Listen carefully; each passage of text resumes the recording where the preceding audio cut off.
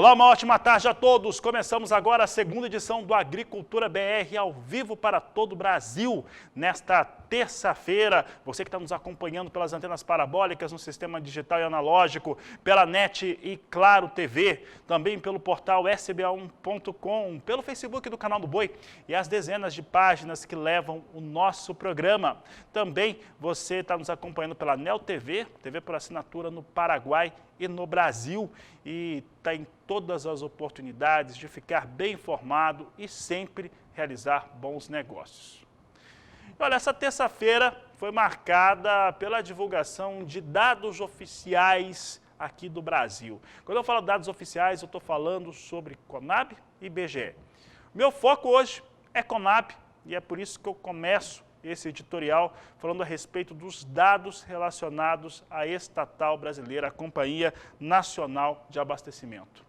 E de maneira muito curiosa e mesmo pode-se dizer inédita, a Conab ela trouxe o seu levantamento para a safra brasileira, o quarto levantamento de safra, com dados no qual ela traz uma consideração, se levarmos em conta soja e milho, o milho, o cereal, com alterações na sua estimativa de produção, que ficaram abaixo do levantamento de dezembro.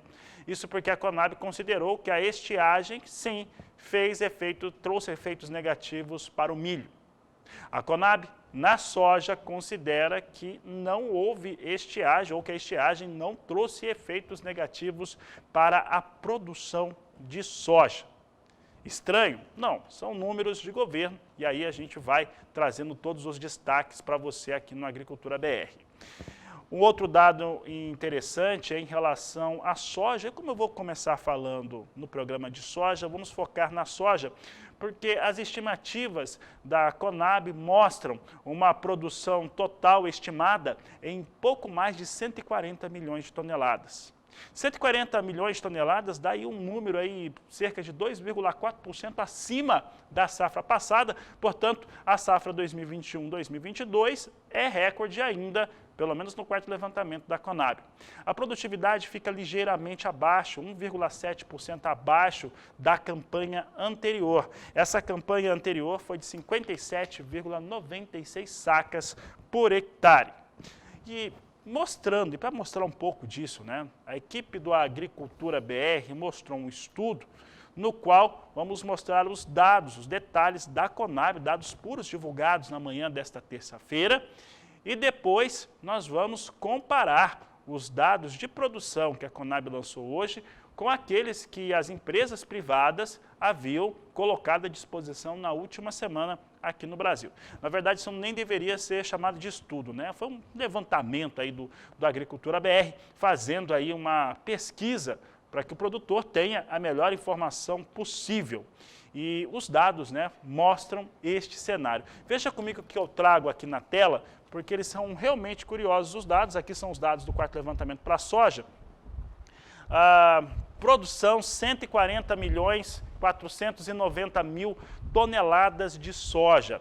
Então a Conab continua apostando aí nessa safra recorde de 2,3% de alta frente à safra passada, um dado que mostra um cenário aí que não houve, né, nenhum problema aí de estiagem causando, pelo menos desse levantamento não trouxe, e aí fica esse dado específico da primeira coluna para que o produtor rural brasileiro, o sojicultor, principalmente o sojicultor, que está no Rio Grande do Sul, no Paraná e no sul do Mato Grosso do Sul, você avalie e vê se esse dado da Conab faz algum sentido. Mas a Conab espera 140 milhões 490 mil toneladas, é isso mesmo. Para o consumo interno, considerando todas as formas de consumo, inclusive esmagamento, só o esmagamento de soja deve ultrapassar a marca de 49 milhões de toneladas, mas o consumo total em 52 milhões 370 mil toneladas, enquanto que as exportações devem chegar a 89 milhões 310 mil toneladas, são os números que eu destaco agora do quarto levantamento da safra da Conab aqui no Brasil. E como eu havia prometido, nós vamos agora comparar Não chega a ser isso, é pegar os levantamentos, todos os levantamentos que nós divulgamos aqui no Agricultura BR na última semana e comparar com esse dado aí da Conab, e aí o produtor rural vê o que está fazendo sentido, né? Porque tivemos ali um cenário de perdas mesmo para a soja, com exceção da Conab, que todo mundo considera que tem uma perda em relação à Conab. Nós temos aqui a AG Rural, que divulgou na segunda-feira 133.400.000 toneladas a sua previsão, um corte profundo nas estimativas da consultoria AG Rural. Já a J-Resource Brasil trouxe na sexta-feira passada 131.040.000 toneladas de expectativa para a produção de soja. É a que foi mais agressiva no corte, tem um corte de 10 milhões de toneladas aí na empresa norte-americana e que tem aqui atuação no Brasil, a J-Resource, trazendo então um cenário de perdas aí de 10 milhões de toneladas, com 131.040.000 toneladas, é o corte mais profundo, sai de 141 milhões para 131 milhões de toneladas. A Stonex também faz corte, é aquela que teve o corte menor, mesmo assim abaixo da safra passada, 134 milhões de toneladas estimativas da Stonex. Já a Conab traz aqui um número de 140.890.000 toneladas, são os números que eu destaco aqui em relação aos estudos, né, que foram apresentados tanto por instituições privadas quanto também pela estatal brasileira. E aí pesa ao produtor rural ficar de olho nesses dados. Esses números são importantes e sempre trazemos todos eles, não estamos dizendo que um está mais certo que o outro ou que algum está errado, mas claro que os dados da Conab destoam daquilo que o mercado está dizendo, destoam aquilo que a previsão do tempo está dizendo, né? Esse é um fator também muito importante, que a Climatempo está dizendo aqui diariamente no canal do Boi. E principalmente destoa o que as instituições, associações, cooperativas, federação, sindicato e produtores rurais estão dizendo no campo, principalmente no sul do Brasil.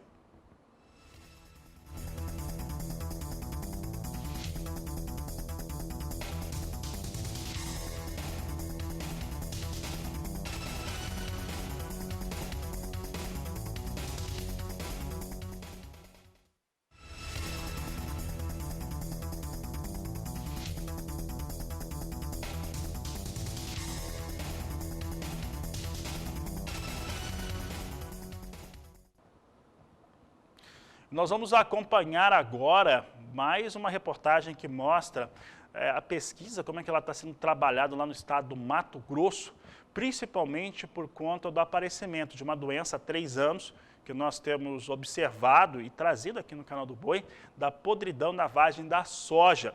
Esse é um cenário de perdas e você vai ver agora como que os pesquisadores conseguiram encontrar ali um cenário no qual mostra a motivação para ocorrer tal problema em áreas de produção no Mato Grosso, mas também tem agido em outras partes do país. A reportagem é de Valdir Pacheco. Nos últimos 3 anos, a nossa equipe vem mostrando aqui no canal do Boi uma anomalia na cultura da soja. Nesta semana acompanhamos alguns ensaios na Fitolab desenvolvidos pelo pesquisador Dr. Éder Moreira, onde ele apresenta as possíveis causas desta anomalia. Alguns ensaios que a gente montou aqui nessa safra para obter resposta para o agricultor. Tá? Então, a gente tem observado isso em vários cenários, em várias propriedades, e isso não é uma causa apenas, e sim um complexo de fatores que levam à exposição do patógeno para manifestar nas vagens na fase final. Então, a gente observa que essa doença, ou essa anomalia, como a gente pode chamar, está ligado a vários fatores do nosso sistema.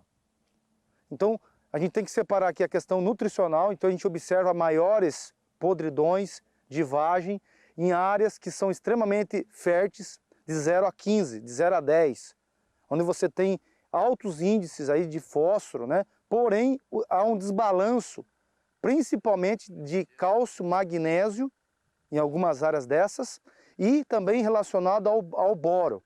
Dentro dessa ótica, a gente observa a questão de variedades são variedades que são de alto potencial produtivo, um PMS altíssimo, e esse sintoma começa a apresentar mais ou menos 20 a 25 dias antes da dessecação da cultura. Tá, ok? Inicialmente a gente observava em alguns materiais mais plantados, de canela seca, aqui no Médio Norte, e hoje a gente observa em praticamente todos os materiais de ciclo indeterminado. Então essa anomalia começa a ocorrer após aos 70, 80 dias, a gente já começa a ver fissuras. Essas fissuras são na parte de baixo ou na parte de cima das vagens, onde a gente observa que a vagem abre em alguns dos nós. Ali entra a água e começa a ocorrer um processo de degradação dessa vagem, desses grãos. E ali a gente tem a entrada de necrotróficos. O que são necrotróficos? São fungos que comem tecido morto. Então existe uma diferença muito grande dos patógenos. São fungos que só comem tecido que estão em degradação. Só se tiver alguma degradação da vagem, da folha, da haste, é onde esses patógenos entram. E o que a gente tem observado relacionado com as podridões de vagem são o chamado complexo FOMOPS de aporte. Todas as amostras que foram coletadas no ano passado e que a gente está fazendo também os trabalhos nessa safra, estão ligados a esse complexo de FOMOPS de aporte, que não é velho dentro da agricultura, não é algo novo, vamos dizer assim, dentro da agricultura. Só para contar a história desse problema, a gente teve um problema em 1992, do mesmo complexo, que foi chamado, a gente chamou de cancro da haste. Então o cancro da haste, naquela ocasião, em 92, dizimou as lavouras no Paraná e no Mato Grosso. Tá, ok? Então esse patógeno não é o mesmo, tá? A gente chama que é do mesmo complexo, é uma outra espécie que a gente acredita. Isso está relacionado também com esse complexo de FOMOPS de aporte. Tá? Então a gente tem vários trabalhos dentro da Fitolab para esclarecer isso, junto com a Universidade Federal de Viçosa, onde a gente está mandando esse material, já as 2 safras passadas, para integrar num trabalho em parceria de esclarecer a questão do podridão de vagens. O que a gente tem feito para reduzir ou para tentar ajudar o agricultor? É que ele trabalhe com níveis equilibrados dos macro e micronutrientes. A gente tem várias áreas aqui em Sorriso que demonstraram não ter o problema de vagem quando você consegue equilibrar esses nutrientes no solo, principalmente potássio, cálcio, magnésio e boro, que estão extremamente ligados com o enchimento de grão, certo? Outro ponto importante é a correção, ou tentar aprofundar essa concentração de adubo para a mais inferior camada, sair da base de 10 e a gente tentar trazer isso para 15 a 20, certo? Outro ponto importante é os fungicidas. De nada adianta eu trabalhar toda a questão nutricional se eu trabalhar com produtos que não têm eficiência. Se eu trabalhar com produtos que dentro do galão tem alguns ingredientes ativos que não funcionam mais. E o agricultor paga o galão cheio.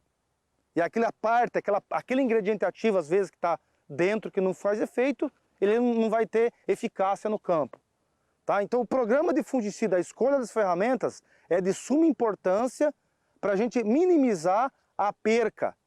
Tá? É que nem eu sempre uso a analogia de coronavírus, a gente tem vários fatores para reduzir as infecções.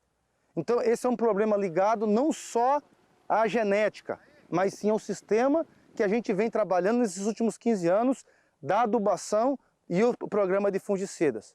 Então eu queria agradecer aqui imensamente ao Canal do Boi e ao Pacheco, que está aqui na nossa região, por levar conhecimento, levar informação para o agricultor.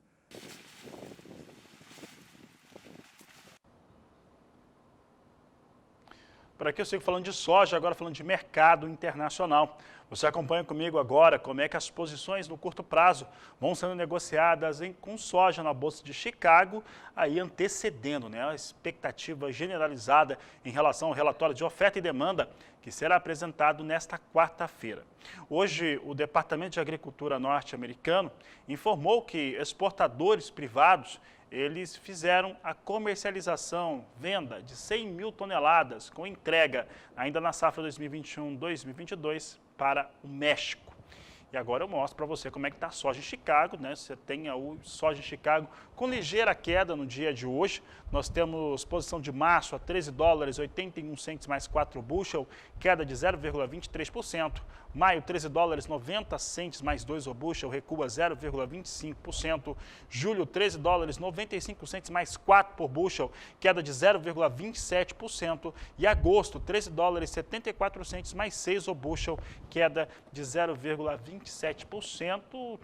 Lembrando mais uma vez, o mercado está esperando mesmo os dados do relatório de oferta e demanda. O Departamento de Agricultura norte-americano vai colocar estes números à disposição nesta quarta-feira ao meio-dia, às 14 horas no horário de Brasília, com a mudança de fuso horário que há nos Estados Unidos no momento. Expectativa é que haja, no caso da soja, um cenário de arredondamento dos números da soja norte-americana, que devem ficar 300 mil toneladas acima na produção, 250 mil toneladas a mais nos estoques de passagem, chegando a 9 milhões e 500 mil toneladas, enquanto que a safra global deve ter um estoque global de soja reduzido em 2 milhões e 700 mil toneladas. Essa é a expectativa, vai ficar em 99 milhões e 300 mil toneladas, é a expectativa do mercado. Por quê? Porque o Departamento de Agricultura norte-americano e os operadores estão de olho na produção sul-americana e aqui do Brasil. Essa produção que as empresas privadas dizem que vai ser de 131 milhões até 134 milhões de toneladas, mas que a Conab falou hoje que é de 140 milhões de toneladas, é ver para crer. Veja como é que está o dólar agora, dólar comercial agora na tela. Nós temos aqui moeda norte-americana R$ 5,61 mais 7. Cai forte o dólar agora, queda de 1% para o dólar. Neste momento são os números que eu trago agora em relação à moeda norte-americana, que vai mostrando aí cenário de queda nesta terça-feira, dia 11. Por aqui eu sigo trazendo para você informações para o mercado de soja. Hoje temos recuo para soja e dólar. Veja comigo como é que vem os negócios com soja, né, com dólar e soja caindo em Chicago, né? O dólar cai no Brasil, soja cai em Chicago. Como é que está a soja nos portos do Brasil? É o que eu mostro agora. Aqui nós temos uma queda bastante expressiva frente aos dados que eu tinha nesta segunda-feira. Nós temos, neste momento, ali um recuo de praticamente R$ 4,00 comparado com a referência que eu tinha nesta última segunda-feira. Neste momento, portos de Santos e Paranaguá com valores iguais em R$ 179,00 a saca de 60 quilos, de acordo com a Granos Corretora. Fala agora com Walter Puga Júnior. Puga, nós temos hoje um cenário de números sendo apresentados aqui no Brasil. Nós trouxemos aqui a comparação. A Agricultura BR tem que fazer isso, né? Não acreditamos tanto assim nos dados da Conab, vou ter que confessar isso. Mas o produtor rural está participando, o pessoal está reclamando aqui dos dados que foram apresentados no quarto levantamento. E nós vimos agora a soja caindo aqui na referência dos portos brasileiros, vai perdendo R$ 4,00 comparado com essa segunda-feira. Soja cai de leve lá em Chicago, mas vai caindo cerca de 1% o dólar aqui no Brasil, Pulga. Como é que está o comportamento do mercado financeiro? Dólar caindo, o que justifica esse momento? Boa tarde, seja bem-vindo.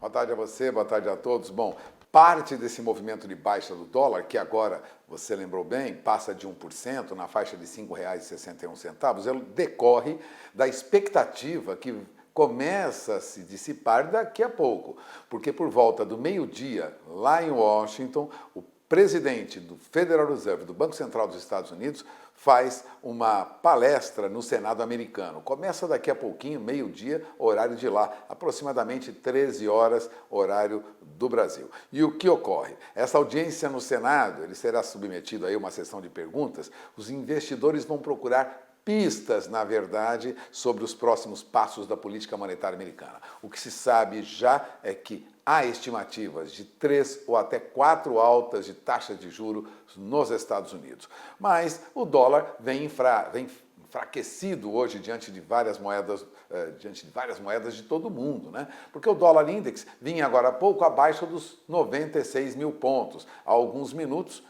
ele vinha em queda de 0,13%, 0,12%, abaixo dos 96 mil pontos. Neste momento, o dólar opera com alguma variação, já está a 5,62 nos últimos negócios, mas queda ainda de quase 1%. Agora, caem mesmo os negócios com dólar no mercado futuro. Dólar negociado para fevereiro, vencimento mais curto no mercado futuro da B3, já vem em queda de 1,25%. O dólar é negociado agora no mercado futuro, referência para quem nos acompanha, Fabiano, a R$ 5,63, a queda para o dólar em fevereiro, no mercado futuro, vou repetir, é de 1,23%, 1,24%, variando com uma queda bem acentuada. E o que acontece lá fora? Bom, lá fora não é diferente. O chamado dólar index continua em baixa, agora baixa de 0,16%, ou seja, volta aí aos 95.840 pontos. Agora, tudo isso, aliado aí com um certo clima de incerteza aqui dentro, evita uma queda mais acentuada do dólar, porque o IPCA aponta inflação em 2021 em 10,06%, é a maior inflação apurada desde 2015. Puxado principalmente por combustíveis, gás de cozinha e energia elétrica, o Índice Nacional de Preços ao Consumidor Amplo, indicador oficial de inflação no país, fechou com alta generalizada de 10,06%. É o maior patamar desde 2015, na época do governo Dilma, quando nós tivemos uma alta aí de 10,67% no índice de inflação. O resultado de 2021 ficou muito acima da meta de 3,75%, perseguida pelo Banco Central, né, para o ano, chegando a quase o dobro do chamado teto de tolerância, que é 5,25%. Por conta disso, o presidente do Banco Central, Roberto Campos Neto, terá que enviar uma carta ao ministro da Fazenda, Paulo Guedes, explicando as razões de não ter conseguido cumprir a meta. Agora, qual é o resultado disso, Fabiano? Resumindo, pouco antes das 10 horas da manhã, os chamados depósitos interfinanceiros, né, para janeiro, resumindo, taxa de juros já subia de 12,08 no ajuste anterior para 12,10. Portanto, já temos alta para juro em 23. E a perspectiva no mercado futuro é de que juro para janeiro de 2024 suba de 11,80% para 11,89%. Já são negócios realizados agora. Dinheiro vai ficar mais caro este ano, viu, Fabiano? É com você. Tá certo, Pulga, obrigado pela participação. Aliás, é um cenário que vem sendo sinalizado já há bastante tempo e vai só se confirmando em 2022. E olha que nós estamos na segunda semana do ano. Por aqui, a Agricultura BR vai para o intervalo comercial. Daqui a pouco nós vamos falar de milho, levantamento da Conab, como é que está o mercado futuro aqui no Brasil e muito mais. Eu volto em instantes. Nós tivemos um problema com as informações da Renata Ferreira. Daqui a pouco eu trago os destaques aqui no Agricultura BR e você vai acompanhar o que vem acontecendo aí na fronteira agrícola do Mato Piba. Nós pedimos desculpa, já já a gente restabelece o contato no estúdio da Renata Ferreira. Por aqui eu falo sobre os dados da Companhia Nacional de Abastecimento em torno do milho. Porque diferente do que aconteceu com a soja, como você viu logo no começo do programa, em relação ao milho, nós tivemos ali um cenário no qual a Conab considerou a estiagem sobre os efeitos do cereal. Vamos trazendo agora os detalhes a respeito desse levantamento, porque no caso do milho, a Conab de fato trouxe cortes para a produção. Portanto, considerou as perdas no Rio Grande do Sul e no Paraná, principalmente nesses dois estados, além de Santa Catarina, que vive o mesmo cenário. Veja comigo como é que ficaram esses números. Nós temos aqui as campanhas de milho, as últimas, e os dois últimos levantamentos para a safra 2021-2022. Produção na campanha 2017-2018 com 80 milhões e 700 mil toneladas. com a campanha 18-19 subindo para 100 milhões e 40 mil toneladas. Já a safra 2019-2020 com 102 milhões 510 mil toneladas. Safra 2021 teve quebra, veio para 87 milhões e 40 mil toneladas, e aí a safra 21-22. Você vê que a safra 21-22 era estimada no mês de dezembro com 117 milhões 180 mil toneladas, e agora, no relatório desta terça-feira, com 112 milhões e 900 mil toneladas de milho, aí falando da safra total. Claro que a Conab aqui fez cortes relacionados à primeira safra, que é onde teve essa forte redução das estimativas.